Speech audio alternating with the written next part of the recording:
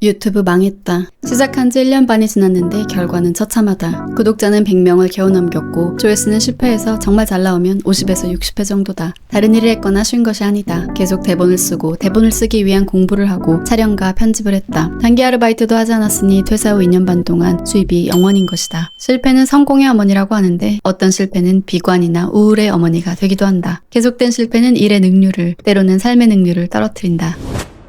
그러니까 가만히 있자는 말을 하려는 건 당연히 아니다. 살아가는 이상 아무것도 하지 않을 수 없고 무언가 하면 당연히, 아니 무조건 실패와 좌절은 맛봐야 한다. 마틴 셀리그먼과 연구진의 학습된 무기력 논문들을 참고했다.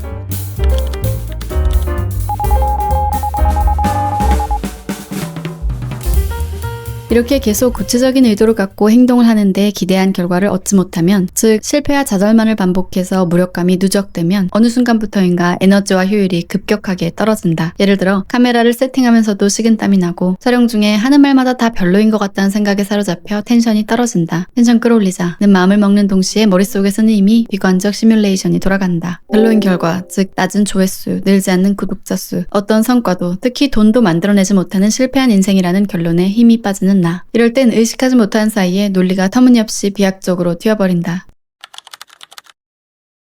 재촬영을 반복하면서 힘이 더 빠져 자극적이고 달달한 음식을 탐닉하게 된다. 편집을 하는 내내 자꾸 실패한 인생을 돌아보며 머뭇거리게 된다. 작업에 바로 영향을 미친다. 어떻게 컷 편집을 해도 활용을 못할 정도로 말을 절었네. 다시 촬영해야 되나? 아무리 자료 이미지랑 음악을 넣어도 지루하네. 이걸 누가 보긴 할까? 너무 긴 거 아니야? 불안, 비관, 초조, 우울, 의심, 자기 혐오가 꼬리에 꼬리를 문다. 나도 모르게 벤치마킹과 비교 사이를 왔다 갔다 한다. 그 중에는 타당하고 의미 있는 자기 비판이나 점검도 물론 있을 수 있다. 하지만 이제 그만 다른 일을 찾아야 하지 않을까? 라는 그 마지막 질문을 할 것인가 말 것인가를 망설이는 나 같은 사람들에게는 타당한 비판과 지나친 불안을 이성적으로 구분하는 게 어려워지기도 하고, 또 그걸 구분하는 것 자체에 큰 의미가 없어지기도 한다.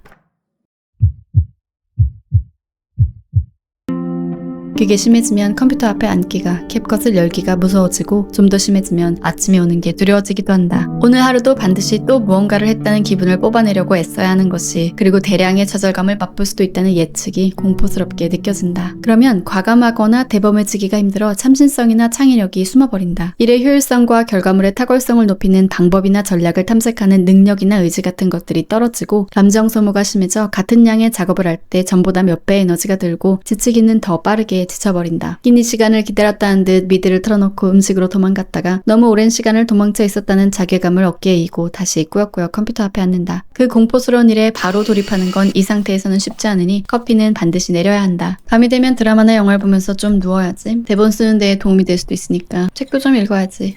오늘 이만 자야겠다. 진짜 해야 되는 일을 진짜 해야 될 때 진짜 해야 한다는 정신의 끈이 느슨해진다. 회피를 조금씩 합류하며 마지막 남은 무기, 성실과 노력도 점점 힘을 잃어간다. 이것들이 다 쌓이면 역량과 능률은 떨어지고 결과는 별로고 그마저도 느리게 찔끔찔끔 나오게 되는 최악의 상황이 된다. 당연히 성공 사례가 나오기는 더 어려워지고 실패와 좌절의 비중이 더 급격하게 늘어난다. 그러면 잘 지내? 라는 사람들의 안부를 포함해 모든 것이 더 버겁게 느껴지기 시작하고, 그 다음에는 침대에서 나오지 못하게 될 수도 있는 것이 아닐까?